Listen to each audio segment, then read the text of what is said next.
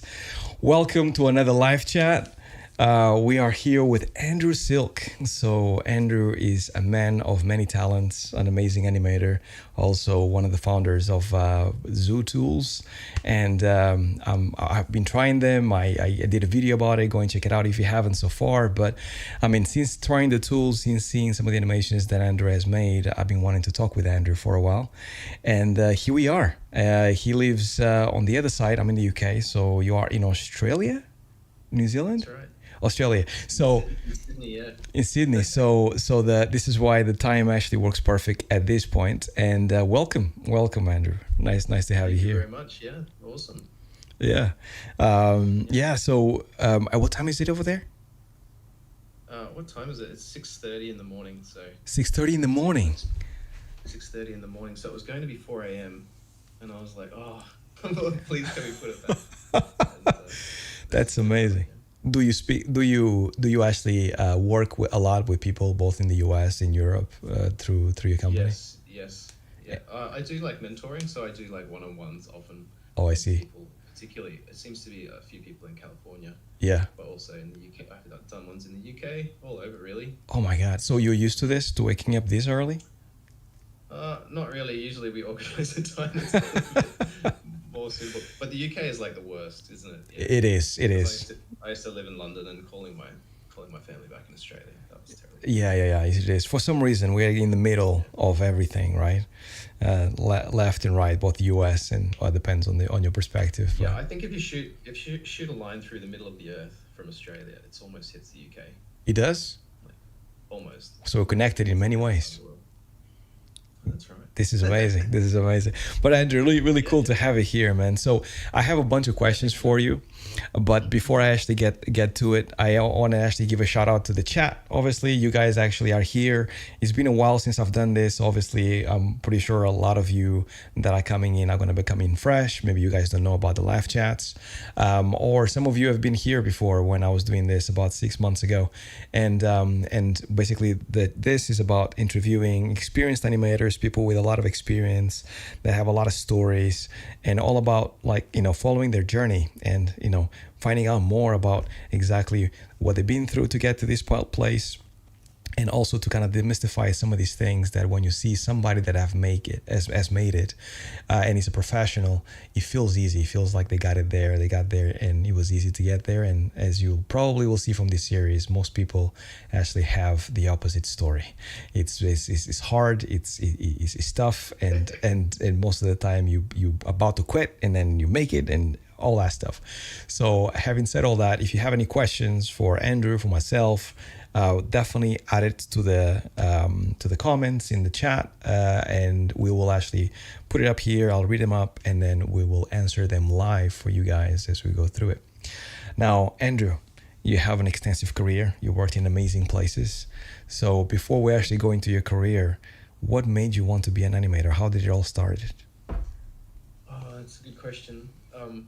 I was one of those guys that really loved 2D animation. Yeah. Nice. And I just thought I could never draw well enough to be a 2D animator. Same. So it was like, I'd love to do that, but I just never will. Yeah. So it was that sort of thing. And then my guidance counselor actually at high school talked to me and said, hey, why don't you do this? Because I was just going to be a graphic designer or something like that. And then I ended up moving about 2,000 kilometers from North Queensland down to Brisbane. Yeah. And what happened then? Like, I just started this course, and it was a multimedia degree at the time. Like, this is about the year 1997. Right. And I didn't really know much about. All I liked art and computers, and it said something about special effects in the flyer, and I really didn't know anything. And then a good friend of mine, James Bennett, who is kind of well known in certain circles. Yeah. He was a year above me, and then in second year, you do the 3D, yeah, and I didn't even know what 3D was, to be honest. And he showed me some films that they'd done in the year above us, and there was a Lego film in particular, and my eyes just lit up. I was like, surely this is like programming or something. This is not something that can be done. Yeah. Like an art. And then he's like, no, man, there's no programming. I was like, sweet. Amazing. And I remember saying to him, that is what I'm going to do. And I just lit up. and I didn't know anything about it, but that began my journey. Yeah, That's cool. That is amazing, man. So it was actually that's like luck. a series of fortunate like events that came together for you to actually be I think so. right. I consider myself quite lucky. I think I would have found 3D eventually, but I could have easily, had another job and then switched later. Right. That's great. And I was only 17 at the time, so it Okay. was, yeah, pretty good timing. So you actually kind of like found your career or your vocation just at a moment that you're just about to be an adult, right? Yeah, yeah. I mean, like we graduated school at 17 in Queensland at the time, or I did. Um, and then yeah, and then it was off on this journey. Like I was living by myself, and I couldn't drink and I couldn't drive, and and there I was, yeah, And there I working was. on myself learning 3D. That is amazing, amazing. So, what was your first job, or how long did it took you from going from wanting to Yeah, yeah. animate to then getting your first job? How was that journey? I think I was just one of these people because I teach now, like and I see it out there, and I was just one of those people that was kind of obsessive, Right, and I just obsessed about it, and I remember I just was living it, and yeah, and then it just sort of like I can't even remember. Just one thing led to another, and suddenly I was at a game studio, and it was called Chrome Studios in Brisbane, and they made a game called Ty the Tasmanian Tiger, which is like a Spyro ripoff, right. like Crash Bandicoot type of game, and yeah, I just started animating on that. Actually, we were doing cutscenes for like trying to do SquareSoft type cutscenes, Right. but just failing miserably at the time. Like the company's just asking us to do all this amazing stuff, and I'm just like, oh, I don't think I can do that. And but we Yeah. tried for a year and failed miserably, and then I was on the game and doing run cycles and stuff. Yeah, I see. Did the game come out in the end? yeah, it did. In fact, it had a re-release just recently, and it's like bargain basement bin stuff in the States. It's like hit Walmart and went to the bargain basement bin, and then Right. sold really well, weirdly. Okay. And they had a re-release on Steam, and it was rated at like 98% or 99%, and I think they did quite well out Oh, of the re-release because there's all these people with nostalgia. nostalgia, right? Yeah, but I didn't think it was worth a 99% rating. That's just my opinion. Well, in fans' hearts, I'm pretty sure it was 99%, right? Something like that. I think so. That is amazing. That is amazing. Yeah, no, I worked in some of those games that I worked in Rio the Uh, game, Ice Age the game, things like yeah, that. yeah, That actually you kind of go, is it a good game? I don't think so, yeah, but yeah, it must be fun for kids and stuff. yeah. And That's right. yeah, That's right. so absolutely. So you started in games. How did you actually move to VFX in the end, like MPC and Yeah, well, Weta and yeah, it's interesting for me because I'm listening to all your chats previously, and there's so many gamers, and I'm like, oh, this brings back memories of my games days because it was like literally 2000 and 2001, right? and I quickly realized games wasn't for me actually. Oh, I see. I'm definitely a film guy. I've realized listening to Nice, the chats, and I just remember I was playing Soul Calibur. Like I bought a Dreamcast and amazing was game. playing Soul Calibur, Yeah, and I was just kind of like bored, and I was fitting in at work. Like I was playing this game. Like I love like first person shooters, and yeah, we played a lot of Age of Empires, and what else do we play? Like COD and stuff like that, right. and Half Life. What was it? Counter Strike. Played lots of Counter Strike. So I Amazing. loved all that stuff. Yeah, Soul Calibur wasn't really my thing, but it was the thing at work. right. Like everyone was playing, and I'm one of those people that tries to fit in. Yeah, And I went home and I'm playing Soul Calibur just so I can fit in at work, and I know the combos and everything. but you And hate I it. learned Soul Calibur, but I was like, oh. And then we just went out to lunch every day, and everyone's just talking about Soul Calibur all the time, and I was just like, I don't think this is for me. I don't think this is for me. Why are And people then so when I did hyped? yeah, like everyone was just really excited about this game. Yeah, And then when I did eventually make it to a small film studio in the Gold Coast, uh, we went out to lunch and we talked about film. right. And I was like, oh, this is like my conversation. And I was all excited. This is my I people, was like, oh, right here. yeah, this is my people. Right. So maybe I had a bit of a bad experience in that games company. There was a few side stories which I won't get into. Okay. But I don't know, like, it is what it is. And I think I'm just a filmmaker at heart. And I appreciate that. Like that's the thing. I feel like I feel like there's something for everybody out there, including like when people say I want to be an animator, there's so many ways for you to be an animator.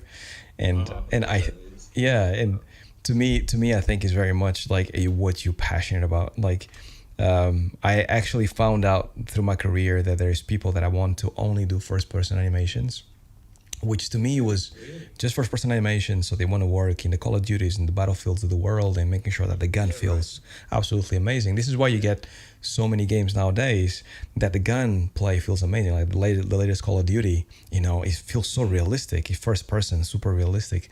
And I didn't thought it was a thing when I started, and to me, it was not the thing that made me excited. So when I first got to that, I was like, why would you want to do first person animations all the time?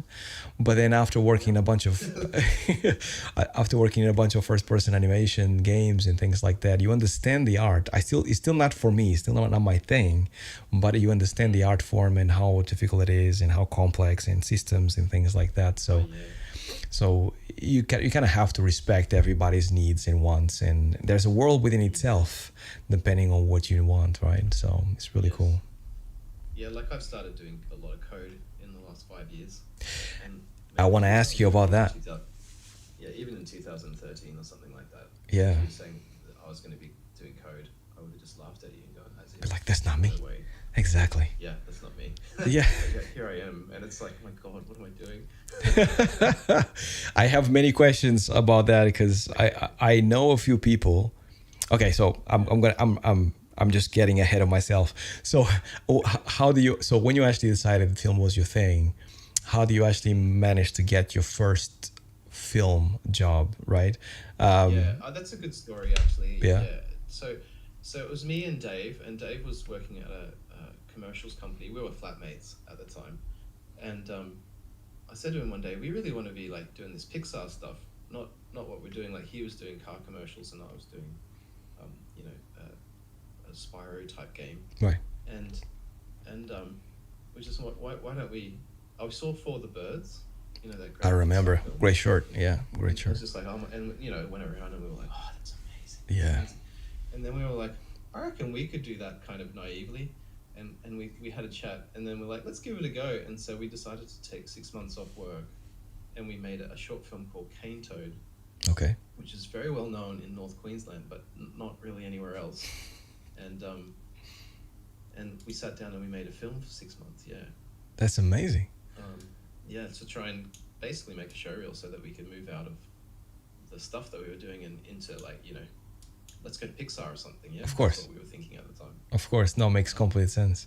And so yeah. that actually was the stuff that get you through the door, or that actually got you through the door the first. Yeah, I mean, that was a huge success for us. Like, I think that people maybe overseas didn't get the film so much, which was because it was very Australian humor, Right. and sometimes our stuff doesn't really translate very well. Right. But we managed to get into Annecy and won a bunch of awards, and it did quite well. And particularly in Australia, we became like mini superstars Oh wow. um, just overnight because everyone in Australia got the film. So yeah, it sort of kicked off, and we won, like the BAFTA Australian version, Of or we BAFTAs. were nominated. Yeah, Wow. that's right. Because we were up against Harvey Crumpet, this other short film, Mm. which that year just happened to win the Oscar. So Also, you it kind was of like, knew there was a done deal yeah, for them. yeah. So it was like, I don't think we're gonna win this one.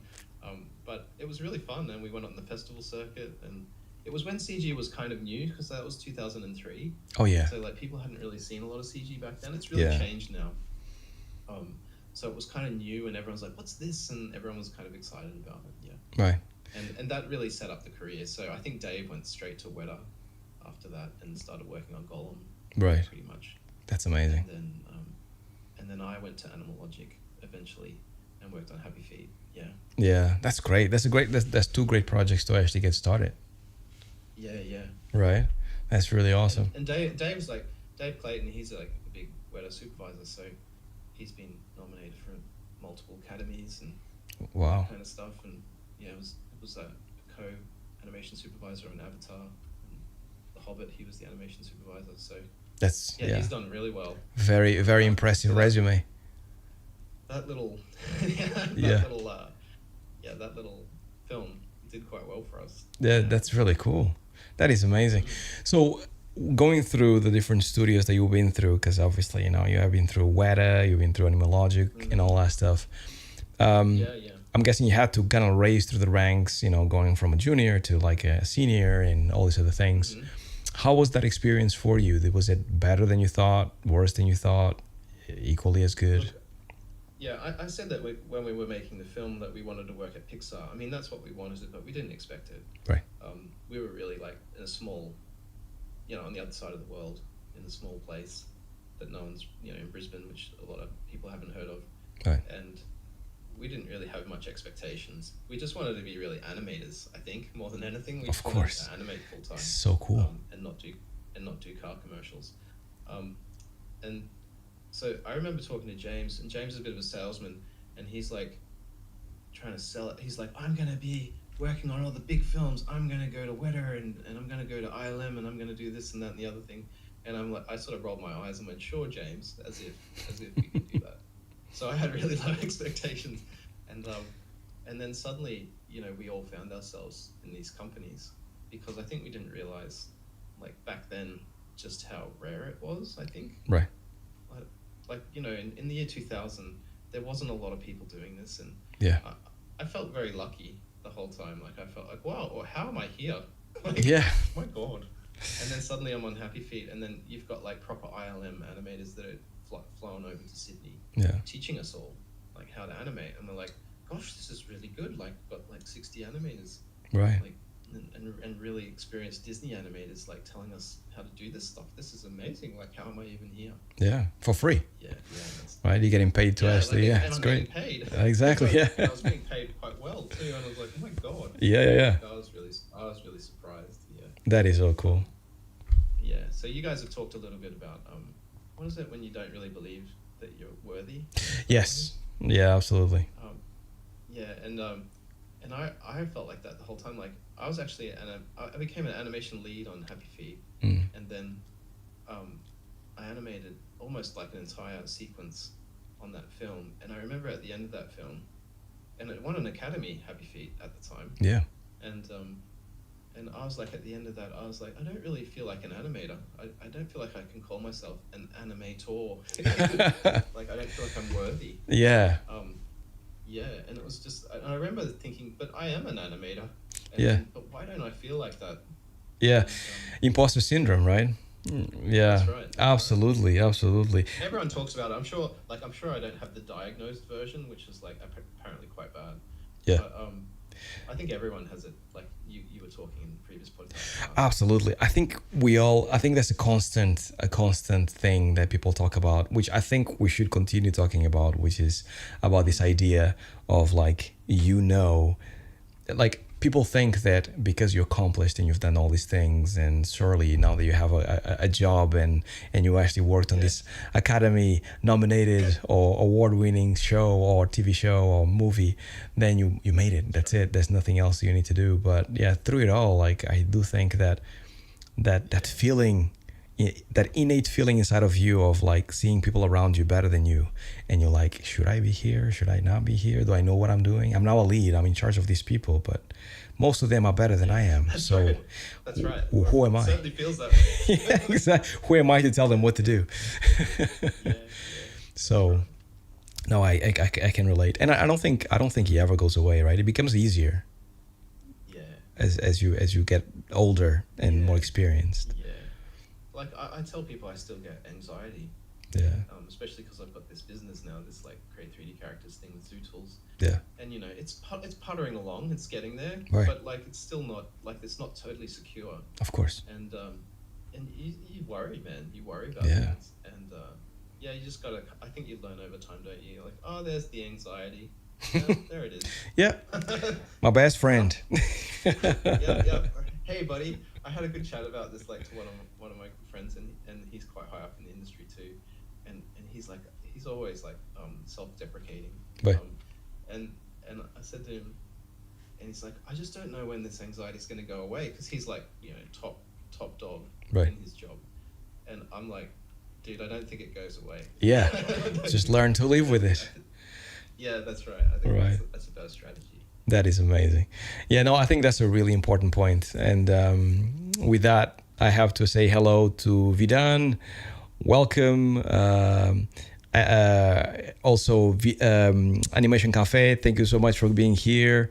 And Lee, yeah, he just commented on what we were just talking about. So really cool, guys. Like, definitely send us questions. Doesn't matter if it's animation related or struggles that we have to go through, because I think those are important as well.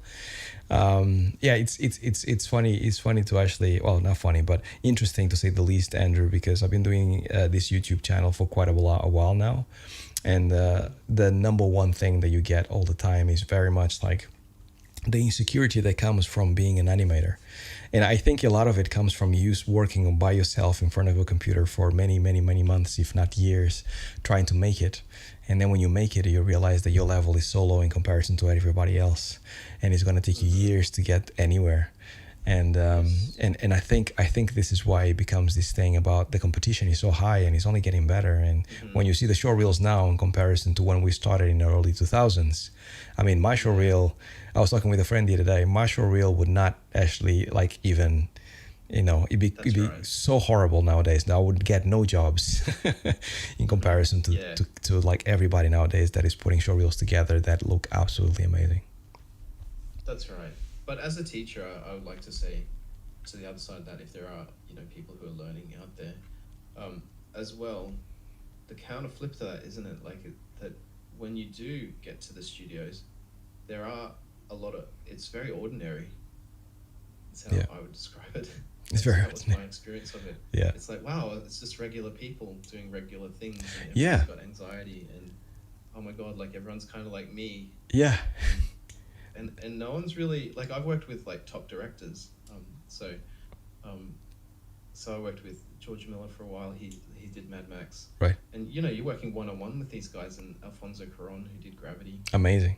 and you sit in the room with them and you just observe them, yeah, like oh, you're like they're some sort of foreign animal or something. Yeah.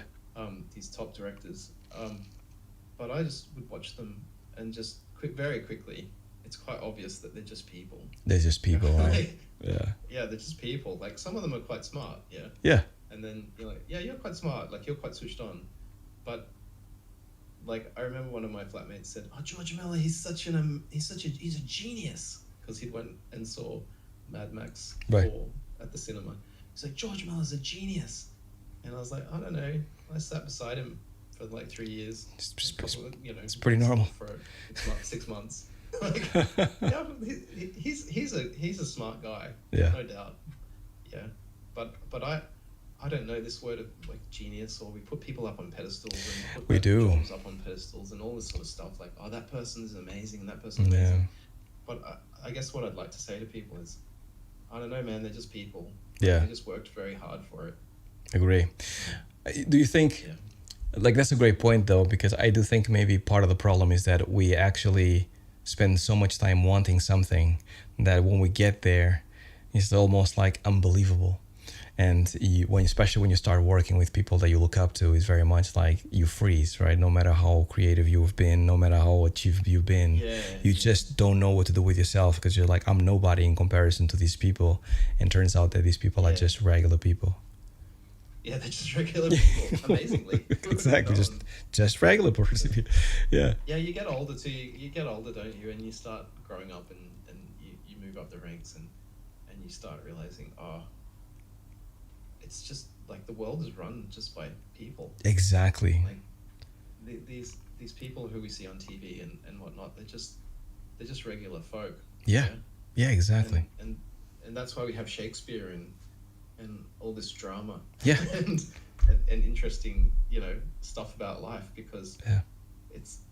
we're really not here very long, are we? Like, Yeah. yeah, that's more of a philosophical thing. But when you get older, you're just like, oh my God, like, oh, like, yeah. Like, I remember finding out the other day that all the people that are alive today, like right now, there's so many people on this planet. Yeah. That it's pretty much, the people who are alive today pretty much equal all of humanity before us. That's incredible. Yeah. Yeah, no, I don't think it's exactly. I think there's a few more people in the past. Yeah.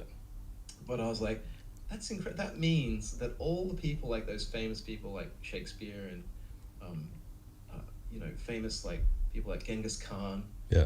and all these types of people, are alive today somewhere in the world. Of course. Like Of that's course, what yeah. occurred to me.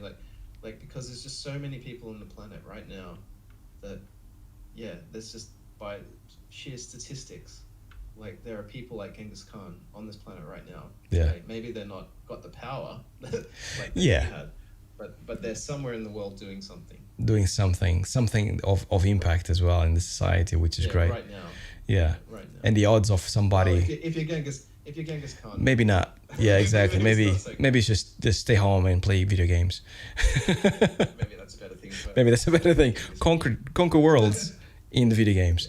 Yeah, No, but yeah, that's actually a really good point, because when that happens, I'm pretty sure you had this as well, Andrew. But when that starts happening to you, when people start coming into the industry and working with you because they heard of your name, or they know of you, or they know that you worked in Mhm. certain places, and they start looking at you like you used to look at people they used to look up to, it's it's kind of trippy, and but it also gives you a sense of perspective about Yeah, how disconnected those two things are, right? Because now you're kind of like, that's right. it's just me. Yeah, like when I first got to Weta, I was a bit in awe because oh my God, it's Weta and there's so many killer animators here. Yeah. And I walked around and interviewed the entire team, like because I was really gung ho and I tried to like do research and stuff. So like, well, I'm here with these amazing animators. I can just go up to them and ask them how they animate and do like be like a professor Right. and try to figure out what they're doing so I can get some tips because everyone is better than me. Right. Everyone's better than me. So I went around to everyone's desks and I had my notepad and I said, "Hey man, do you mind if I come in and just talk to you about your animation style?" And everyone was super friendly. Like no one does this. I only realize this now, Nice. but no one does that. Um, Yeah. and you can just walk up like when you're in a great studio, just go up and like start asking people Absolutely. because people are extremely friendly. Like Absolutely. and they love talking about what they do because no one ever asks them. Yeah. Yeah. Yeah. And and anyway, so I walked around and then like I think about there was at least 30% of the people, the animators there, were like, "Andrew Silke, you're like famous." And I was like, "Have you seen like the Cane Toad film that I did? I didn't think that was that popular. I mean, it's popular in Australia, but it's not really popular for Americans because there's a lot of Americans there." Yeah. And they're like, "No, man, like I don't know that film. I don't care about that." And they're like, "The Blue Guy rig," and I was like, Right. "What?" And then I was like, "Oh, the generic thing that I did." Yeah. So I made this really crap. I made this. Oh, Really I crappy, remember. Yeah. this really crappy rig. It was for the 10-second club, which was the old 11-second club, Yeah. and it was just like I made it at a Happy Feet because we didn't have anything to do. So I made it like in the morning, and finished the facial in the afternoon, like a really quick rig, Yeah.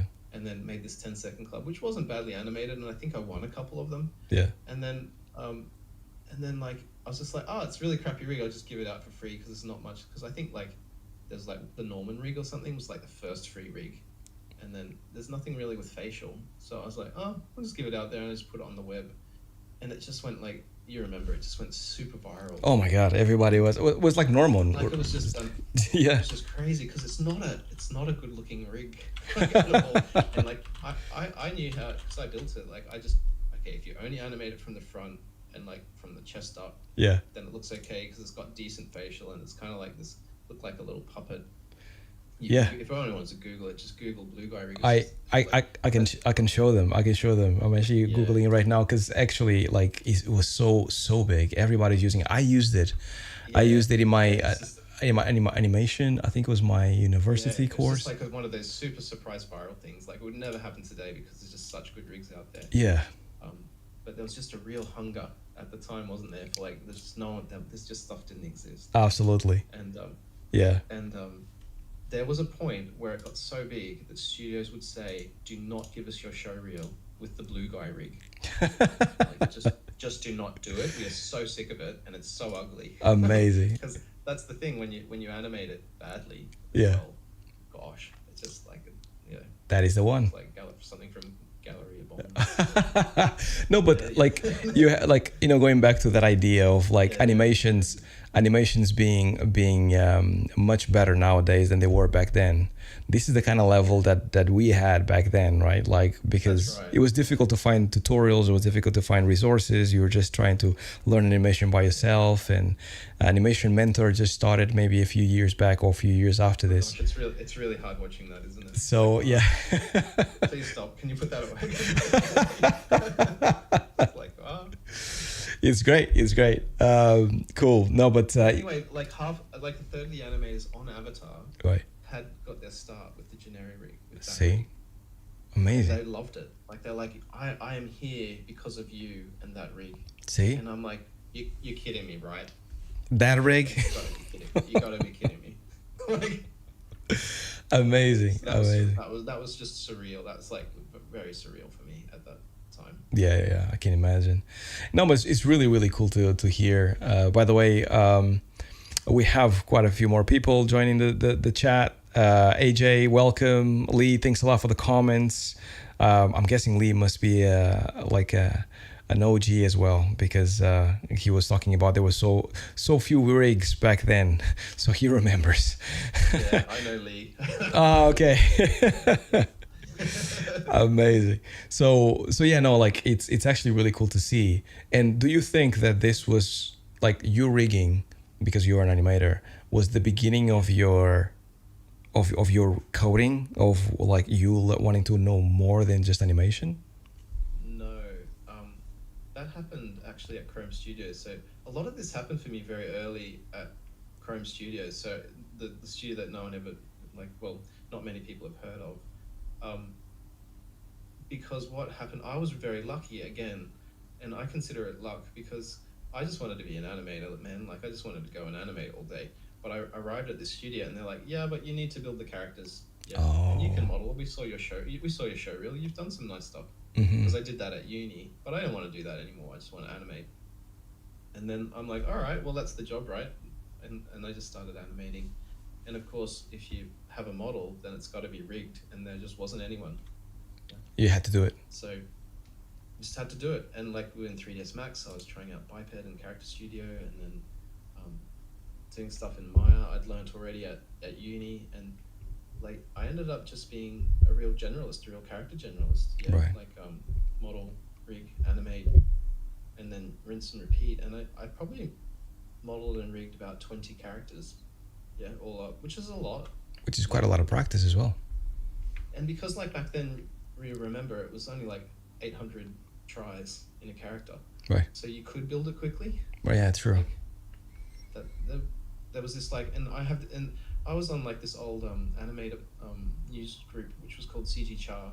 I Someone remember. once posted this thing called pot theory, and that's what I'm really big on. Oh, If I anyone see. goes to my Discord, they know that I'm really big on this pot theory thing, and that is like quantity. Quantity almost surpasses quality. Right. Yeah, and I really found that from doing that. Like I was like modeling, rigging, and animating, and then I realized like you always start on the main characters, yeah, and so they're the ones, and you're really proud of them because you put so much time into them. But then when I was spitting out these like secondary characters much later, they were much better than the original characters that I had. Right. And I was like, how does that even work? Like I've done it in a day, but those other ones like took me weeks. And this new one looks much better than the first one that I did. Yeah. And then I read this thing on CG Char where they're like, you have a class, and you divide the class into half, and then they're doing pots, so they're like literally building ceramic pots. And he gives the class an exercise, and he says to one half of the class, you guys just have to build as many pots as you possibly can. If you've got like 100 that stand, then I'm going to give you an A. And then the other half of the class, he just says, hey, like you just need one pot, but it's got to be awesome. Right. Yes. Awesome Yes. pot, yeah. And the weird thing happens at the end of the semester is that the people who have made 100 pots actually have better quality pots Then the than people. the person that made. Right. And I'm sure you would understand this from animation, because Yeah. animation is just like, if you're doing film, it's shots, but if you're doing games, it's just cycles. Yeah. Or, different cycle. And you're just churning through so many cycles. Yeah. That it's sort of like you naturally learn how to be good. Yeah. Yeah. Yeah. Completely. I couldn't agree more. Yeah, and so that really solidified like just basic skinning, joint placement, like these really basic things. Yeah. that that I wasn't doing any amazing rigging at Chrome. I was just like doing, the basics because I just wanted to animate. And yeah, that's sort of how it went. That is amazing. That is really cool. So, So by that time, I guess when I came to like the other studios, I then had like a bigger foundation. Like when I went to Animal, I started as a modeler for 6 months. Yeah. So because animation wasn't starting, so they just put me in modeling, and right, so I modeled, and I learned how to do modeling at Animal like really well, and then the animation still wasn't starting, which I was supposed to be an animator, and then they're like, "Oh, we'll just put you in the layout department," which was previs. oh, So nice. I did previs on Happy Feet, and then you're working with these top film directors all of a Yeah, sudden, and that was a bit of a surprise because I was like, oh wow, like this is like an Academy Award winning director, like of who's course, teaching yeah, me how to do stuff, yeah, yeah, yeah. like wow. And then I still wanted to be an animator, so they're like, no, we want to keep you in the previs, and I was like, but I want to be an animator, so I was kind of like just stubborn, and I went across and started animating. But by then I had a good connection with the director, so I was a little bit of a favorite, which Nice. like later on when you find that you're not the favorite is quite weird because it's like very different. But Right. yeah, but I was kind of in sync with the director, so that's how I got the keyframe scenes. Nice. And yeah, it was like hodgepodge. And meanwhile, what was happening, like Zootools, like Zootools is actually by Hamish Mackenzie, who was at Chrome Studio, and I kind of got him a job at Chrome Studio back in like the year 2000. Right. And he was a generalist animator who rigged and animated, did exactly the same stuff I was doing on the Tasmanian Tiger. And later he went to Valve, and was so. So one of the riggers that he built was really was used in Dota or something like that. Right. And and but he was like super smart and techie, and I would just ask him, like, we were in 3ds Max and we had cool selection sets in 3ds Max, and then we went back to Maya and it was the clunky ones in the outliner, and then I was like, can we make them like 3ds Max one? And then he just coded up, and then suddenly it was a Wow. multi-menu, That is and I amazing. was like, this is better. Wow, this is better. And you just did that in like no time. Wow. Yeah, yeah, yeah. Like I was just kind of witnessing what he was doing, Yeah. So, and I so was like, whatever. And is that what yeah, and like then, gave you the bug for coding? no, what gave me the bug was like then in every studio, including Weta used to hate me like the anim TDs because I would just go in there and bug them, like, and they'd roll their eyes like, here's Silky again asking for some little tool or something, but I just knew it was possible. Right. Like, I'd seen other people do. I don't know what he's doing. Like, I just like, I know that it can be done because Hamish did it back at Chrome Studios, yeah. Right. And then I was like, yeah, and it was Murray was my guy in on the layout department on Happy Feet. And then when I got to XSI on Happy Feet, which we animated in XSI, I was really disappointed because you couldn't mod it like you can mod Maya. Yeah. And I think that's what people don't realize, because there's a lot of like Blender folks out there these days and whatever, and it's like Maya. The beauty of Maya is that it can be modded so Agree. easily. Agree. Yeah, I keep saying that what to Alan's people. done with Animbot. Yeah. Yeah, exactly. I keep saying that to people. I remember asking Alan, like, how much can you actually change in Maya? And he was like, pretty much everything. You just there's some limits that Yeah. you should not go past because otherwise you get in trouble. But you can There actually are change. limitations. Exactly. Yeah. But you should. But yeah, it's like very very modifiable. In the end, that's what made Maya the favorite of most studios. In the end, right?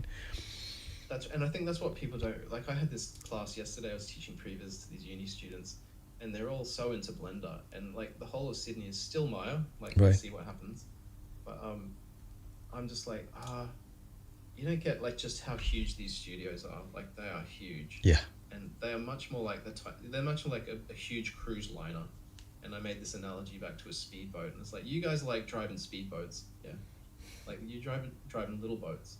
But these, like Animal Logic and Weta and Framestore, where I've worked, they're these huge, like there's like 1,000 people in those companies. Yeah, yeah, yeah. All using the same software, all having plugins for the software, interacting Yeah. in different software, talking to each other. It's Yeah, and they've crazy. got like a Murray or a Hamish in the corner Right. that you can just ask and say, hey, this Can you is do hard, this? or an Alan. Yeah.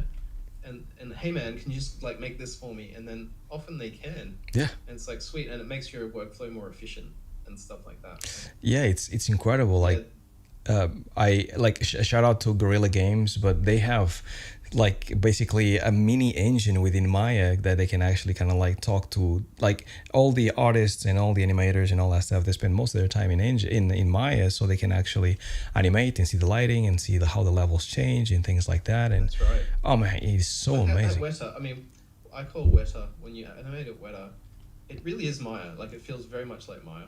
Right. Like, so I don't want to, like, I think everyone's like, oh, it's excellent because it's Weta. No, no, no, no. We're just animating in Maya. It's just a modify Maya, I guess.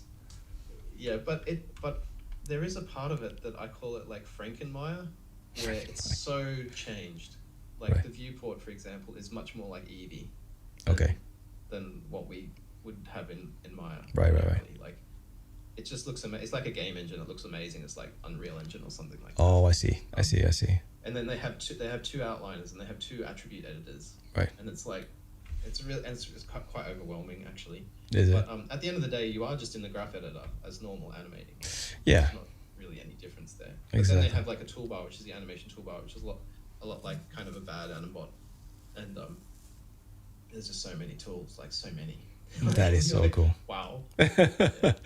So, like we've been talking all this time, but we haven't talked about the most important bit, which is actually zoo tools.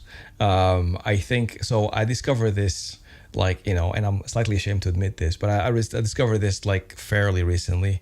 I've been working mostly with, the Allen's tools, obviously. Yeah, Animbot used to be called A tools before, and for bloody Alan. Yeah, right. With these awesome tools. He's that are, like cutting into our market. can imagine competitors. Yeah, he's absolutely amazing, and everybody knows them. And then for mocap and game specifically, I've been using the Red 9 tool belt for the longest time, mainly because Also that's Mark Jackson. Mark Jackson. Yeah, so we also go way back. We are good friends. Small community. Exactly. So I've been using those two, and then all of a sudden somebody, I forget who it was, told me about Zoo Tools, and I'm like, Zoo Tools, and I checked it out, and I also saw a LinkedIn post, I think it was by you, about some of the things that you could do on Zoo Tools, and I'm like, oh my god, I want to try this.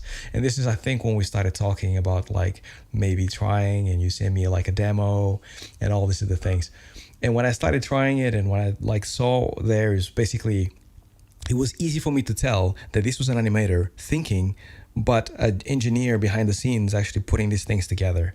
And like the logic was there, and it made sense for me, an animator. All the buttons were there. It was very visual for sure. And you can collapse things. You can actually move things aside. You didn't have to be kind of constrained to always go to the bottom, always go to the top, always go to the left. You could just undock and dock things and stuff like that. And I absolutely loved it. And most importantly, you have rendering tools, which most animators don't know how to do, me included. So all the shots now can look amazing. You have even hair tools. You have like so many things that basically goes like 2 clicks, So many things. done. So Yeah, that's it. Yeah, it's amazing. It's amazing. It's like, I highly recommend it. Like, you can see the URL there. I'll definitely leave a URL below. But I like the work that Andrew is doing with his Zoo Tools is absolutely amazing. So what made you actually and Dave, by the way. And Dave, yeah. So there's like an engineer and there's like an animator, and that's like literally you described us. Absolutely. It's like I code, but it's really Dave is doing like a lot of the hard. A lot of stuff in the back end. And then a shout out to Keen, who was our old UI guy, who's now moved on.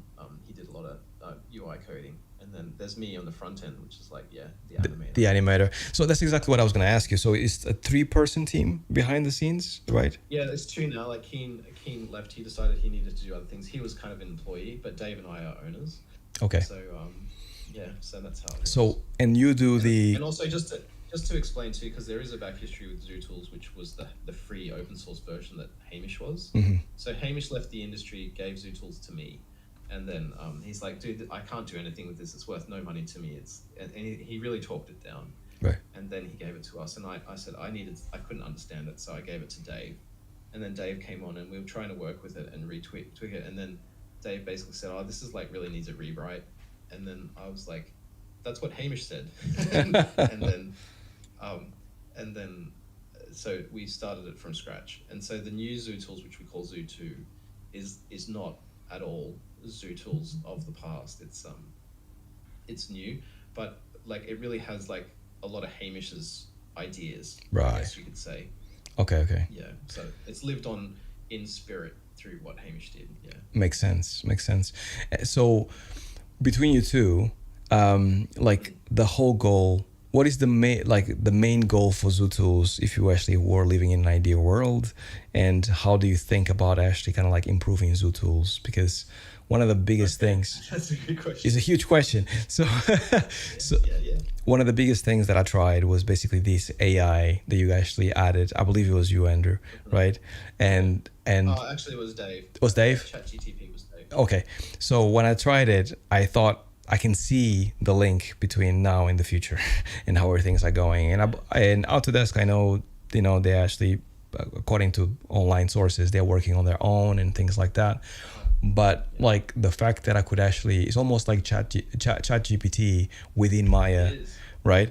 And then you, Literally, that's what it that's is. what it is, right? It's like a little portal, but Yeah. just the fact that it's in Maya and that you can actually ask certain prompts and he actually kind of like executes within Maya and just goes in and creates a sphere or many spheres or whatever it is, which I give it the most stupidest prompts. But he actually made it for me and he worked and he was fast and he was not laggy in Uh-huh. any ways. So Yeah, yeah. that is magic to me. And it shows me that you guys are very much on the forefront of this tool making. You're actually thinking Yeah. outside the box. So It's yeah, magic to me too.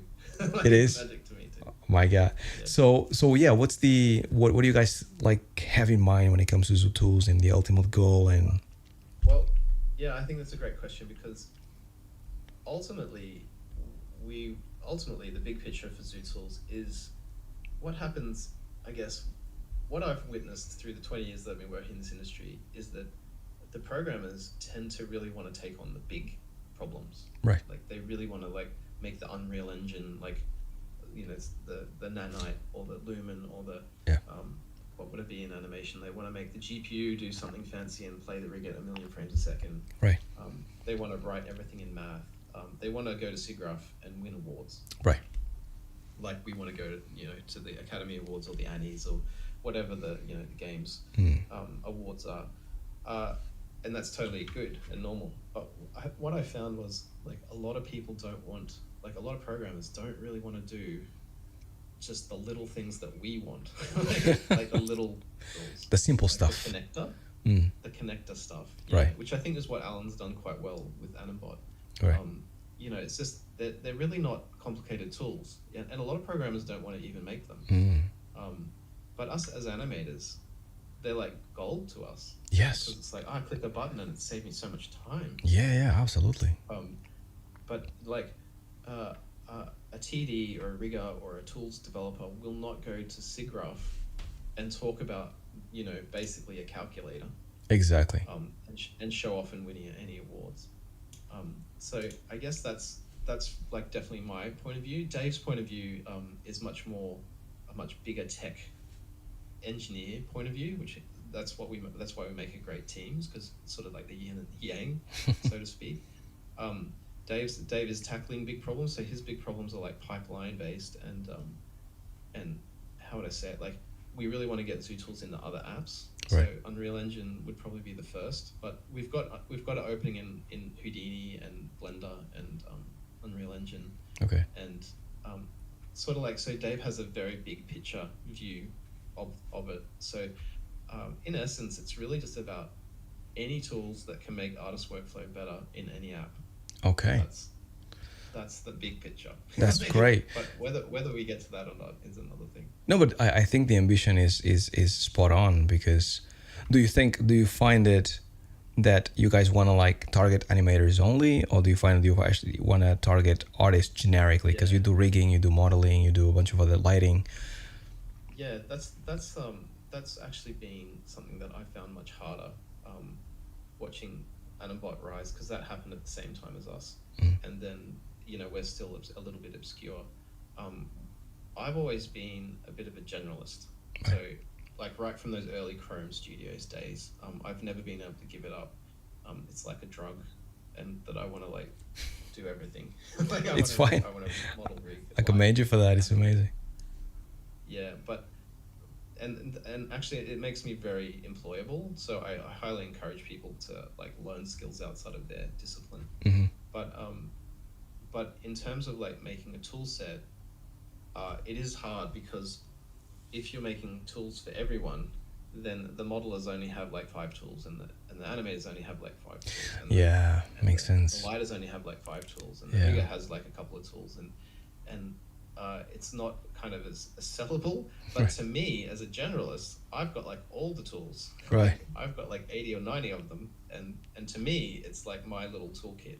Makes If sense. that makes sense. Yeah, no, no, it So does. for the animators, we are definitely very animator focused. And our focus right now is on Hive, which is our auto rigger. So it's got lots of intuitive animator, like space switching, like Richard Lico, is it? Lico, yeah. I think so. Yeah, Richard Yeah. Lico, like those types of space switching workflows, I'm very big on. Yeah. But like making them as easy as possible, so you don't have to actually rig. Oh, which is what nice. he does, because he's amazing. He is amazing. Yeah, I wish his stuff was like, yeah, man, you got it. That's it. And that's like, but try teaching people that stuff.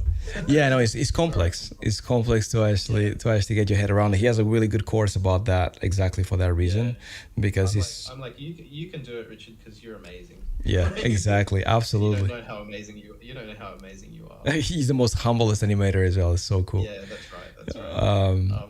But yeah, no, we haven't. Yeah, so anyway, so that's where we're coming from. We're coming from that as an animator point of view. It's like we're really trying to get rigging solid. Yeah. And that takes time, unfortunately.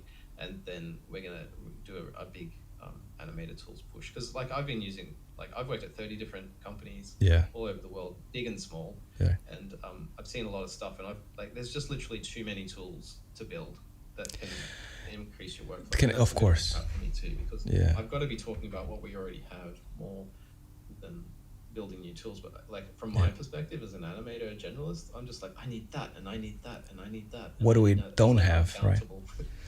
Uncountable amount of things to build. Yeah. Yeah, makes sense. Yeah, we're getting lots of comments about how the rigging is amazing and how Zoo Tools allow one man to do a team's work by Lee. Yeah.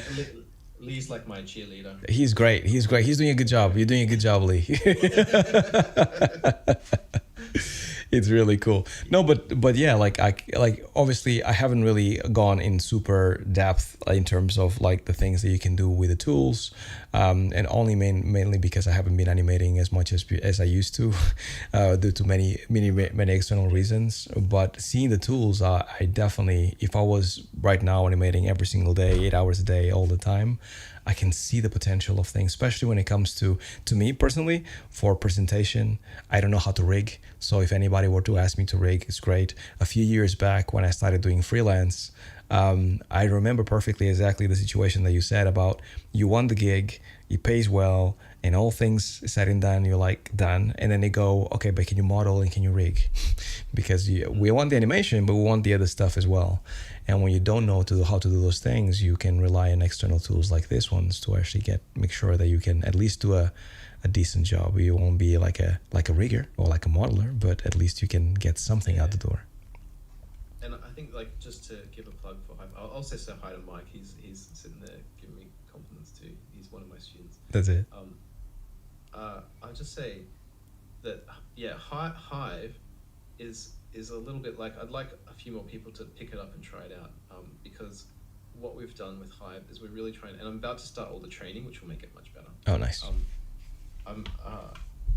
You really animators can rig with Hive. It's really not very hard at all. Amazing. Like, you need to know a little bit of skinning, which I think freaks everyone out a little bit. Like, right. So I'm going to do some pretty comprehensive, good free training on that so that people get that down. But like, as an animator, if you want to throw some shapes together and just put a rig in it and start animating it with all the space switching and the niceties and, you know, the nice bendy arms and spline spines and all the niceties, right, then that's really for you. And then we're going to layer all our animation tools on top, which we've already got a whole lot. We've got a lot of nice stuff, and we keep getting great comments from animators. That's what animators like. Oh, can you put this in? Can you put that in?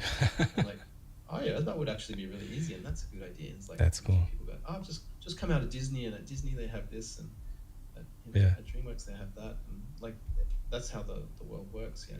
Of course. So I guess you guys have no, like, you guys, feedback is something that you guys are getting quite a lot of. I guess you just don't have enough time and enough people to do all the things that you want to do.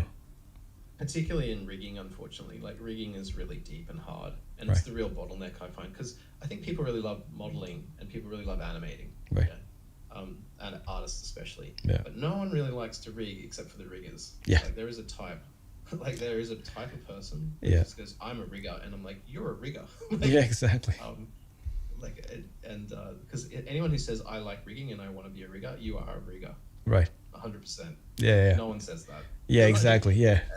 Yeah, you know, I agree with that. Technical animators are the same in games. Yes.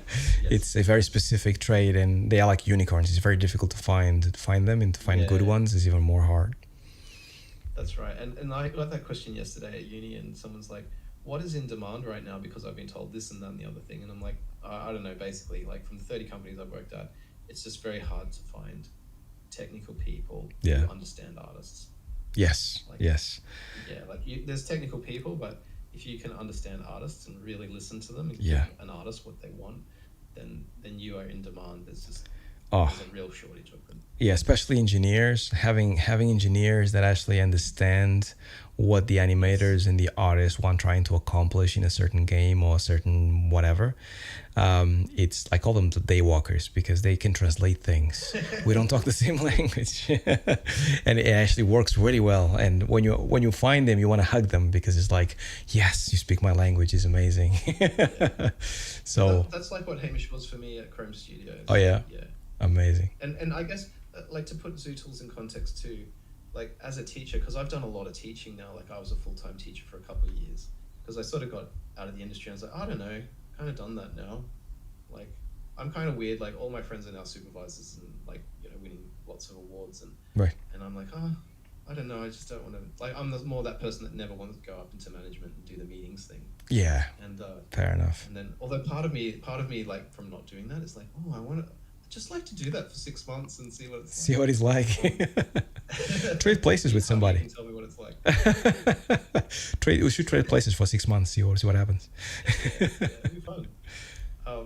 But I did a lot of teaching, and I was teaching Maya. And then as soon as you teach Maya, like I know, like I think of Brad Clark because he's rigging Jojo, and he's always kind of like yelling and Oh yeah. screaming, and I feel Brad's pain because when you're teaching, suddenly like things that are very intuitive for you because you've used it for 20 years, Yeah. is very difficult. And one of my students said to me one day, they just went, "Oh my God, Maya is so complicated, so complicated," and they went, "It's like a 747 dashboard." Like, and I hadn't really heard that before. I was like, I Amazing. looked at the attribute editor and all the UIs that are in Maya, and I'm like, yeah, Kind of it is. like a 747 dashboard. It really is. And I think that I started to realize, like, in the industry, when you're working at Weta, they just give you the tools that you need on the shelf. Yeah. Yeah. Like you don't need to use the whole Maya. Exactly. Have a couple of buttons to click. Like it's really not that bad. Yeah. And I remember teaching displacement map and just trying to get displacement maps from ZBrush into Maya, and like I picked it up and I wrote down the 15 steps that you needed to do, and then I gave it to a bunch of students to like do because it's like really easy. Yeah, 15 steps, just follow the steps, and then out of like 5 students, I think only one of them managed to get it first time, like in a week when they came back the week later, and then the other 4 all messed it up, and I was like, you messed it up because you're an idiot here, and and they had conversations to me like I've done everything that you've said, Right. and it doesn't work. Yeah, like they're kind of angry at me, Right. and I was like, okay, well let's pick up the file, and then there'd always be something like I'd go, oh, on that step you did that wrong. Yeah, Right. see, it works, and then they'd just be like kind of like ashamed and like I should have done that. into the corner and Oh, yeah. or like oh my god, that you don't know how much time that wasted, like these sorts of conversations. Right. And I was like, that's when it really clicked for me. It's like the UIs need to be better. Absolutely. And that 15 steps can be a button. So I made the tool. Yeah. So you just click a button now. Like, where's your image? Click the button. Done. And do it. Yeah.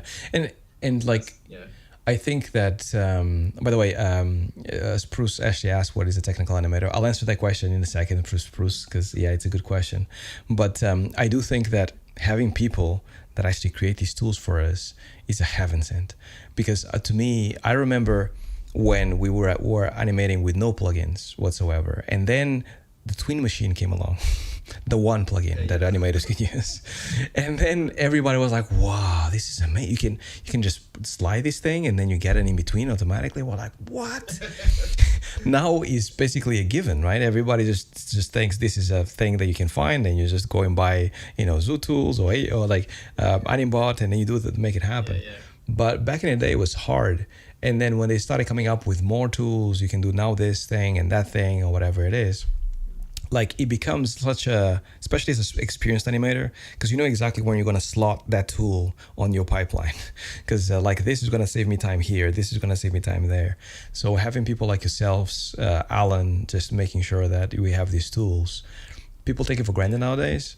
But given the fact that I'm old enough to remember how things were before, like these things are incredibly useful, and like you guys taking the time to create them, it's like, I commend you guys, because it's a lot. It's great. Cheers, man. Someone has to do it, don't they?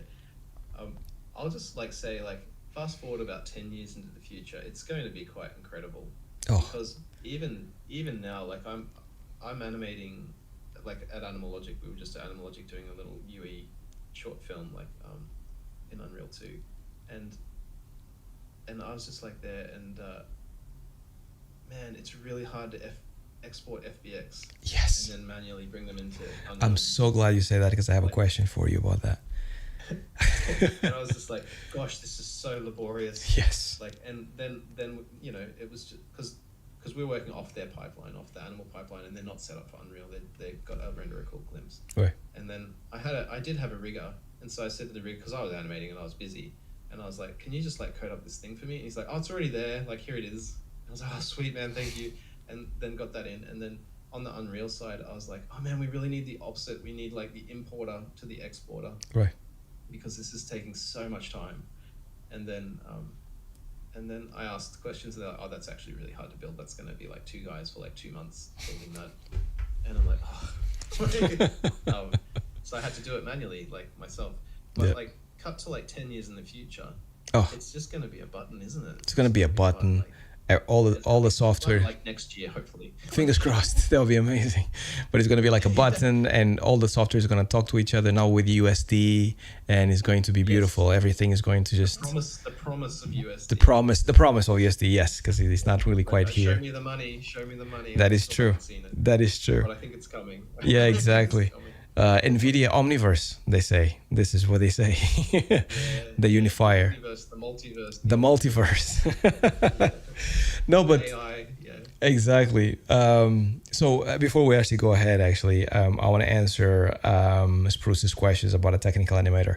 So technical animator, at least in games, is this person that is incredibly valuable in the team, that does a bunch of different things. Sometimes they actually implement your animation. Sometimes they actually get systems built in Blueprint and Unreal and different systems. Sometimes they even do rigging. They actually do the cloth and the systems and the dynamics and all that stuff. So everything that the animator cannot do in Maya, they do in engine, or they do the coding and the logic and stuff. So that is basically what a technical animator.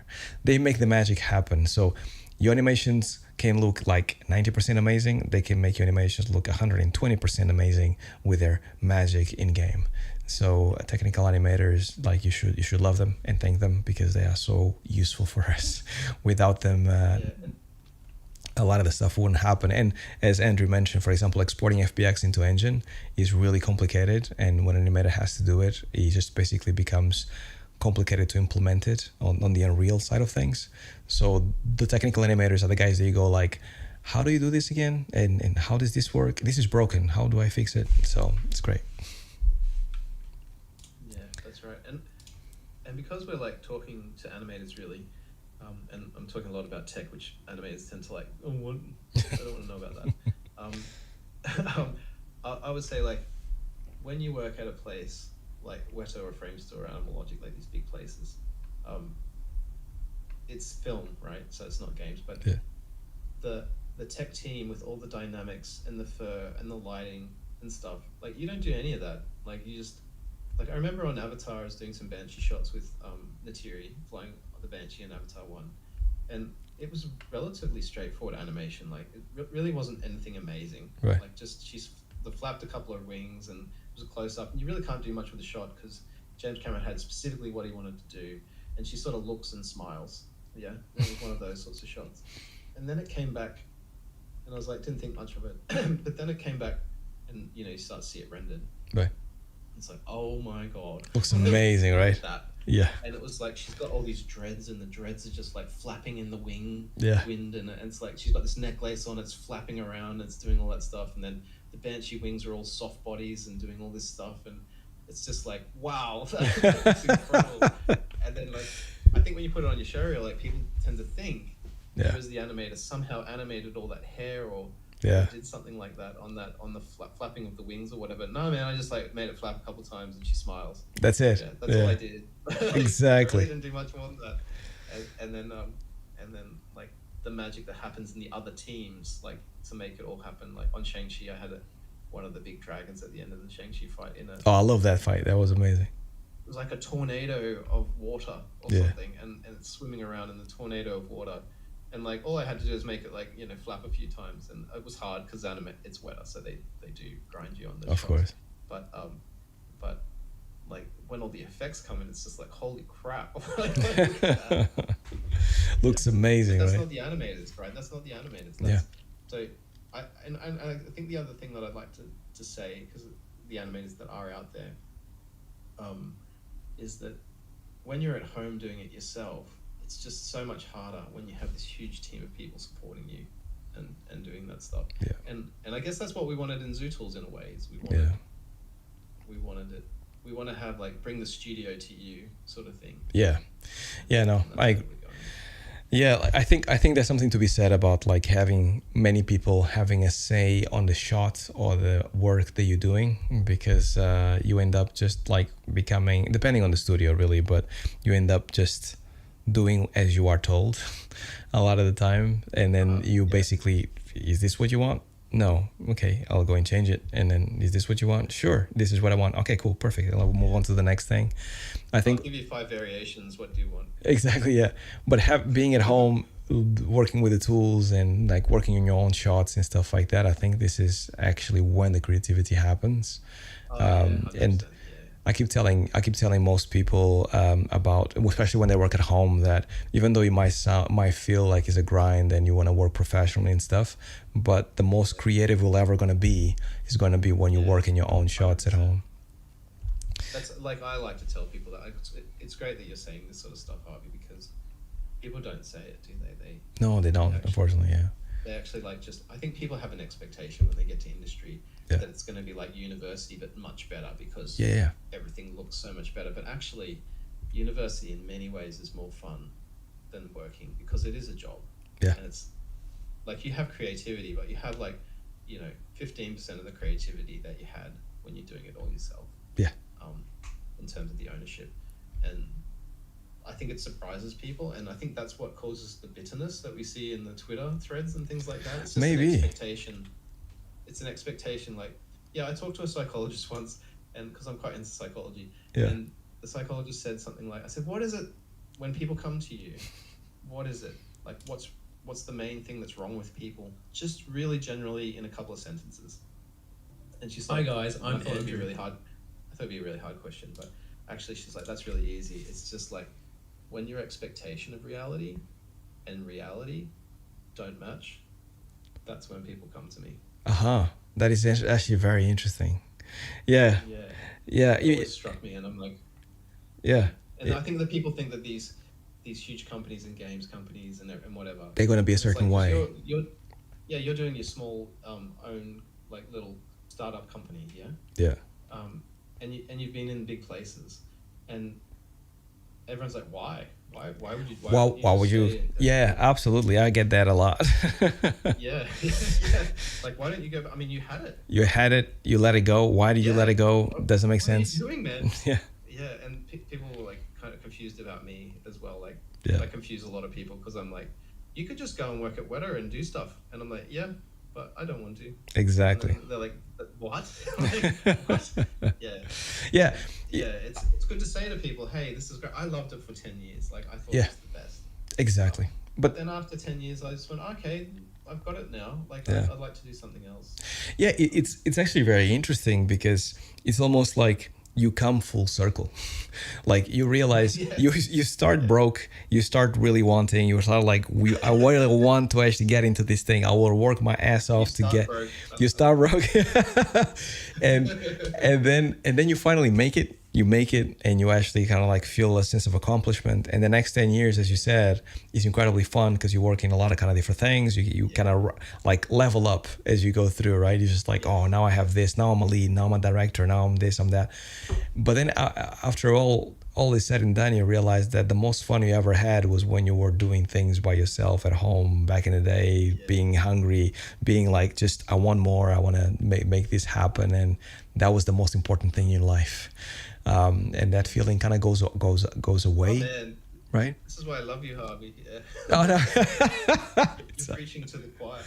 No, but I'm pretty sure you can relate to this, right, Andrew? Because it's kind of like Yeah, the same thing, right? You just and then you just go, that's right. should I do something for myself, by myself that Uh-huh. feels like before, That's and exactly right. and you go down the route, and but when you find it again, I don't know if you feel this way, Andrew, and maybe this is a great Yeah, thing yeah, for you to answer, but when you find this thing about that you can be absolutely devoted about like you do with Zoo Tools and your own company now and all that stuff, it feels incredibly refreshing. It feels like no matter how hard it is. And the way I like to think about it is like when it's your own, you don't do overtime. It's just your work. that's Well, right. right? So it's like it doesn't feel like overtime. It doesn't feel like you're being told off. It doesn't feel Yes. like that's a bad day. It's just it's Yeah. yours. So it's Yeah, worth and it. you want to do it, and the thing, I'm sure you're the same, but with Zootools, like last couple of weeks, I've been upgrading rigs, our rigs that come with Zootools, and then I've been converting them to Asus Color. Right. And if you've ever done that, it is insanely boring and mundane, and like you want to throw the computer out the window. It's really bad. Anyway, like it's impossible to explain, Right. and and you're sitting there and you're doing this really mundane stuff, and you're like, hey, I could be at Weta, animating some dragon or something, Yeah. and then you're like, no, I prefer this, and then Right. that is just like quite mind bending Yeah. when that happens to you, and you're like, no, because this is mine, and I know what I'm doing it for, Yeah. and when I have it done, it will be X, and Yeah. like it's gonna be awesome, and you just sit down and you quite happily do mundane stuff. When you make 80 tools, the worst part about making 80 tools is the documentation of the 80 tools. Oh yeah, true. Very true. Nobody tells you about the documentation and all the stupid promos and like actual videos you have to do It's true. to have people like actually understand what you're doing. Yeah, yeah, yeah. Um, Just yeah, press buttons. You'll figure it out. Right? that's right. That's right. Just like who needs documentation? It doesn't matter. Yeah, and I think that like something that I'd say, which I think you'd relate to, is that there is something to be said about. I have this analogy. This is like putting down studios, but I don't really mean it like that because I really want to say that working in a big studio is really awesome. Just go in with the expectations that are realistic, and you'll have a very good time. Um, but there is a saying that someone once told me, and then like they said, there's a lion in the zoo, and then there's a lion in the jungle, Hmm. and I was like, yeah, and they're like, which one's happier? Oh, I Yeah, see. and you often would think, well, the lion in the jungle is happier because you don't want to be in the zoo. Right.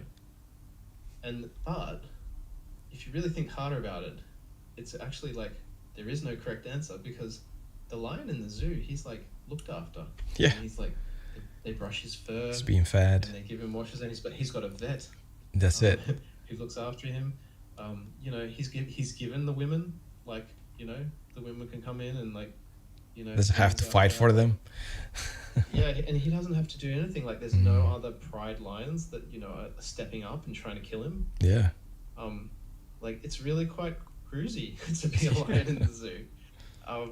But the downside is you're in the zoo. That's it. Yeah. Yeah. And I think that that's a great analogy. Like, there's nothing wrong about being in a zoo. Yeah. In that context, like there are benefits. But when you're in the jungle, man, you can starve. What if you can't eat every 2 days? You got to hunt. Absolutely. There's nothing to hunt. It's hard work. I've seen footage of lions try to take down elephants because they're just so hungry. Yeah, yeah, yeah. Yeah. Exactly. And giraffes, and they're just getting killed by these giraffes, and it's like, wow, that's brutal, man. Absolutely. And I think that there's a little bit of an analogy for doing your own thing in that, isn't there? Like, there's a little bit of an analogy for like when you're in the jungle, it's quite scary. I think running your own business. It is. It is. It can be, It yeah. can be, and also there's no direction. Like that's the big thing that I found. It's like nobody, like even as a director, people are telling you, somebody's telling you where you should go going towards, right? Like even the game director gets the orders from the CEO, and this is what the studios are going to be doing. Like your studio needs to focus on first person, third person, action adventure. So even they had say like, don't really do like the RPG that you want to do, just first person. This is what we do. So there's always a sense of direction. There's always somebody pulling you a certain way, and you have to kind of go with it. Here is basically wild. Like there's nobody telling you where to go, and then you need to be the person that actually believes the most on what you do, because if you don't, then nobody else will, and you need to believe in it in a almost crazy way, so other people can believe in it as well, right? That's it. Yeah, it's hard because obviously nobody can actually Yeah. be super full of strength and confidence all the time. Nobody's built that way. So you have good days and you have bad days. So But it's hell fun because you're in the jungle. exactly. But you have all this place to actually discover. And if it works out, That's right. and if things You can work well, explore. you can explore, you can actually get money. There's no ceiling to where you how much you can explore. So it's actually great. Yeah, yeah. You can actually go hunting and have fun. Yeah, if you feel like hunting an elephant before the kicks, why not? You can just try it out. Try it out, see what happens. No, it's really cool. So Andrew, I know that we actually went off tangent here, but here Spruce actually asked a really good question. Actually, Ludwig asked an even better question before. Yeah, I think Ludwig's question's great. Let's do Yeah. that. So do you think, Ludwig asks, do you think tools like this, it means Zoo Tools and Animbot, will cut jobs, or will it just allow people to do work better, work faster? Mhm. Yeah. Yes, that's a great question because it actually relates into AI, which everyone's a bit afraid of. Mm. And that is an unknown AI, but I definitely think that it allows people to do better work. There's just no question. Yeah, This is not stuff to be afraid of. Like I agree. automating your job at all. A good analogy to that is like when they rendered Pixar's Toy Story back in the day. I think it was like '96. The renders of the frames took 3 hours to render. Every frame took Insane. 3 hours to render, and then cut to like 2022. Yeah. Well, you've got Unreal Engine and everything's real time and whatever, right? So Yeah. you'd expect like it to be much faster because computers are just way faster and whatever. Yeah. But if you actually like go to the talks, the renders still take 3 hours, like to render a frame. Yeah. Like, still exactly the same. And that's because they have a render budget, and the render budget is 3 hours, and then they'll just switch everything on to make it look as good as it possibly can, And throw some more at it, right? Yeah, Yeah, of render course. everything in 3 hours, and I think that's really, like we had people worked in the 1800s, didn't they, doing stuff like, but these days we've got stuff that would do what they did in the 1800s in minutes. Yes. Like what took them a year Yeah. would take minutes today.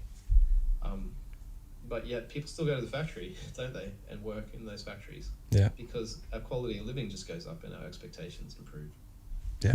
So I just think that it gets better and the work remains much the same. Yeah. Working there. No, absolutely. I think the same way. I think that the problem is that we don't see like what the future has for us. I'm pretty sure if you could actually peek a window into how animation is going to be 10 years from now with AI, I'm pretty sure we'll be like rejoicing about the fact that you don't have to do all these things now, and you can just focus on being creative and actually making the most of your animation instead of clicking a bunch of different buttons that you don't need to anymore. So Yes. I do think the fear is from not knowing exactly what's happening more than That's right. like just being afraid of the tools themselves, because we all need tools. Having said that, I think that it is worthy of mentioning that the world can change and jobs can change. And I saw that in person when the 2D animation industry in Sydney collapsed in the year 2000. So we had a lot of 2D animators at Disney that were doing all the prequels and the sequels Yeah. at Disney in Sydney. And they had like 500 people at that company. And then just overnight, Shrek was a success. And then they just decided, DreamWorks and Disney just decided there's no more feature animation, Wow. 2D, just in a second. Yeah. And so that was quite interesting for me to see because I was on the other side of it. I was on the 3D wave. And then there was these amazing 2D artists that were coming into Animal Logic at the time. And I was chatting to them and I was like, what are people doing? Like, because that's kind of crazy, right? That you've just all lost your jobs overnight. Yeah. And my friend, he said to me, oh man, I don't know what you do. You just like, I'm coming here now and doing concept art for you guys. Like, just roll with it, yeah? And I was like, yeah. And then he's like, oh, but some of my friends, man, they're really stuck. Like, they can't. They hate 3D. Like, they hate it. Yeah. Like, it's done something to them in their soul. Yeah. And I was like, ooh, ouch. And so I think that is like, you know, reality and expectations. You just don't know what's going to happen in life. Like as you get older, you realize, man, I can just get cancer or something and Yeah. have a heart attack or Yeah. whatever. Like Yeah. you don't know what's around the corner. You just don't know. Yeah. And I was really impressed by my friend who was a concept artist, and he's just like, I don't know, man, roll with it. I'm just here and I'm learning. And then weirdly, 10 years later, all those guys are like super in demand. Yes. Because people realize that storyboarding is so essential. Yeah. On TV shows and all this sort of stuff. And those guys suddenly started getting paid because no one was training them anymore. So they became a rarity. Yeah. And it was really odd, like that suddenly these people that were like, you know, really on the street and having a hard time around 2010, they were like living large, and they still are. Yeah. Like, because they were trained at Disney, and like no one has that ability anymore. Exactly. No, I completely agree. I remember the stories and how bad it was, and they had to learn Maya and they couldn't do it, and it's a different way of thinking, and all these other things. So I completely agree. Like we don't know where this is going. So like this is just us assuming that certain things will happen, but I hope things turn out well. I hope things actually kind of like Well, are for the better. I'm not afraid. People ask me, "Are you afraid?" Yeah, and I'm like, "No, I'm not afraid. I'm not afraid of it. I don't know why. Like, maybe Yeah. I should be." I don't think there's any reason to be afraid at this point in time. Maybe if you are an illustrator, if you are a concept artist, maybe because you can see it, like you know, people just adding prompts and getting concept art, and then basically not hiring people. And it kind of sucks because like I have a lot of friends that are actually going through it, and they actually making sure that you know, like you've seen what Disney is doing lately and all the walk-offs and like all these other people, even actors in Hollywood are pretty much going through it at this point. But at least in animation, there's nothing so far that has replaced this or to I think like games is almost the safest, isn't it, Harvey? Like I don't know, maybe. it feels like it. I mean, it's so complex. I think because of the engine, because of the iterations, because of the departments and stuff like that. But having said that, I'm pretty sure all the games studios out there are finding ways to integrate AI within their pipelines at some point in the future.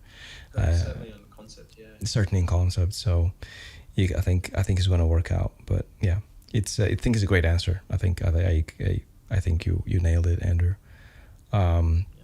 So Bruce is asking, what is the biggest ZooTools feature that brings the power of the studios to the average home user? That is a great question, and one that I find quite difficult to answer, because this is my marketing problem. There's like 80 tools that do so many different things. Yeah. So the way I would answer it is, like, our major tool is Hive, our rigging tool. That's really the heart of ZooTools is becoming. Right. We have competitors, like we have Advanced Skeleton, and a shout out to Miguel who does M-Gear, who's a good friend of mine, and right. A few other different systems. But like rigging for me is the real bottleneck of the character pipe. That's what I see it as. So we're heavily focused on rigging right now, because if rigging works, like animators can model, and you know, everything just becomes freer. Like rigging is the problem. Yeah. However, saying that, if I'm to look at all the little tools, because I mostly program the little tools, and it's like, how would I say it? Like, it's like the little sand between the big grains, if you know what I mean. Like, we're filling the gaps. Right. Like, like Maya's this amazing tool where you have this like really serious tech in it, or Unreal Engine or Blender or wherever we go. I really see Zoo Tools as like the grease. Right. Yeah, it's the grease in the studio. It's the thing that starts making, you know, everything work together Makes sense. seamlessly. And it's all about artist workflow, Yeah. and being in the flow and being in the moment, and the artist not to be, you know, distracted by the technology. Oh, it's a button. Like I don't have to take my creative brain that I'm worrying about posing, and I'm worrying Which is the about worst. timing, and I'm worrying about basing, Yeah. and I don't have to suddenly like click 15 things and get it into the Unreal Engine, or I don't have to, you know, like the tweener is a great example. I don't have to middle click drag, and then don't have to like go into every curve and move them around. Yeah, that's really, really cool. So we just went past 1 hour and a half of talking, Andrew, and I know that you Oh have wow. other things. Yeah, it's been a pleasure. I have one last question for you though, Okay. because you know games, right? It's my thing, Mhm. and as you mentioned, is a pain in the neck to actually export FBXs, to implement in an engine, and all these other things. And Mhm. most of the studios that I've been, the first question that I normally ask or anybody asks is like, how do you export your animations into engine, right?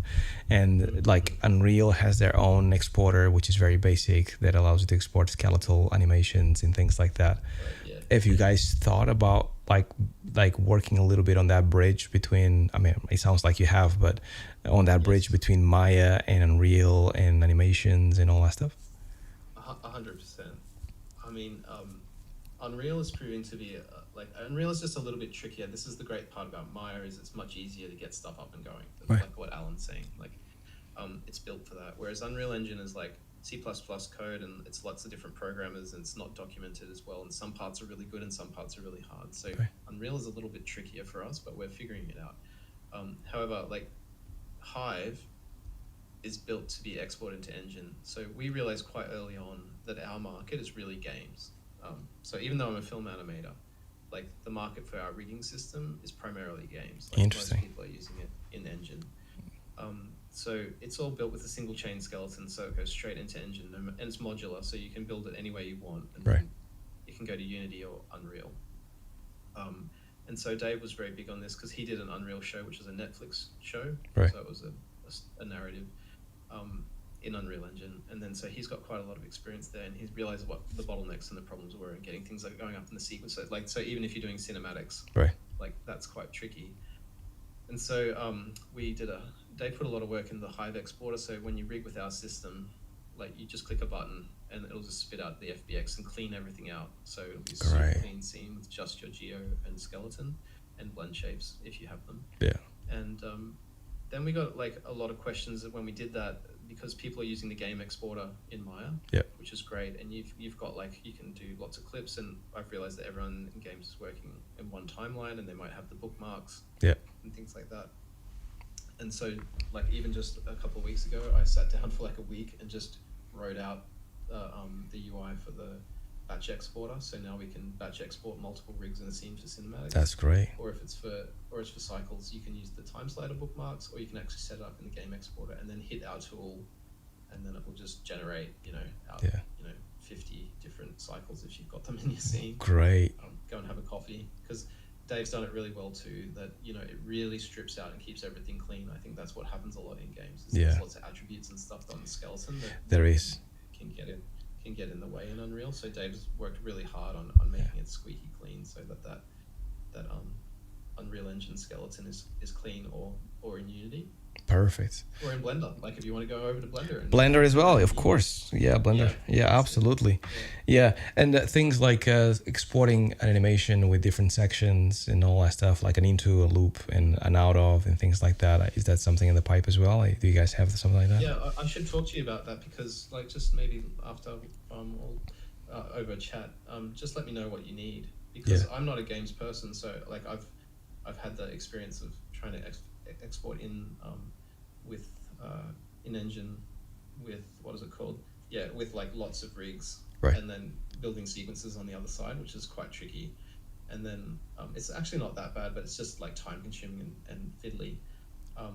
But the game side of things, like Yeah. I really want to start doing run cycles and just having a go at it, and Oh, great. and because there's Lyra and other game engine stuff that you can just put the cycles in and then you've got your game running. Yep. Obviously that's not for a professional game studio, but like for someone like me who just wants to see how you get cycles in, like I'd like to know more about that. We've also just had things like your IK. I don't know much about this stuff, but you've got IK in the UE skeleton that needs to be there, and you've got to have your gun arm and stuff like that. So we've just added that. That's cool. So we're really open. People just keep pinging us and say, hey man, like even the other day someone said, can you have some first person shooter hands for Unreal? Oh yeah. Like, for the rigging. Like, oh, yeah. That's right. How does that work? And then I pinged it off Dave. How does that work? He's like, I don't know. So tell us, because we can do it. Makes sense. And that's really our focus, because you guys are our customers, like games. That's cool. Our customer. Yeah, so, absolutely. I'm more than happy to help, Andrew, because I think we need more tools for gamers, for animators that want to be gamers, right? For gameplay animators, because it's hard sometimes to actually, even if you get a game rig, then half of the time is like, how can I get this in engine and in a way that is consistent? And what if I actually want to do idle to run to settle, right? How can I actually get these two animations to be in the same scene but export it into 3 different files? So anything that's like anything that's there related, and people in the chat too, like please contact us and just say this is what we need, and then we can figure it out for you. Perfect. Because you would know this, Harvey, but a lot of people who want to be film animators or in TV, like it's just a reality that games is just a much bigger market, right? Than film and TV. Like the money is in games actually. Yeah. Even though you see the big films and it looks amazing, whatever, but like there's just, if you're talking pure, billions of dollars, like games is the market. So we're quite aware of that, and we need to, like, if we're running a business, we need to facilitate you guys. Absolutely. Yeah, no, happy to help, and most people that watch the channel want to be gameplay animators. So hopefully people that watch this now, people that watch this in the future, definitely contact Andrew at Zoo Tools, and then definitely push for those gameplay tools as much as possible, because we need those. Just come to our Discord. We've got the Create 3D Characters Discord. It's on the website. Just the last little. There was no Discord icon, so it's the little controller there. This one here. I can't see you in real time, but sorry, this one here. This one. There's a bit of a lag. Yeah, he just launched my Discord, but yeah, this is basically it. That's the one. So go there, and like we're very chatty. So amazing. Yeah, and Andrew, it's been an absolute pleasure talking to you. Create3dcharacters.com is where people can find you. Discord as well. They have the link there. Yep. Anywhere else that people should be aware? Like just any of our social media. So all the stuff on the top bar. Okay. There that you just clicked on. Is how you keep track of us. The updates are quite good on the site too. It's like a blog. So. Yeah, exactly. Yep. Which is great, and I can see that you guys update regularly, which is really awesome. You keep busy. We are very busy. It's quite overwhelming, but we're doing our best. Amazing. I know you are. But yeah, Andrew, thanks so much for taking the time. It's been an absolute pleasure, man.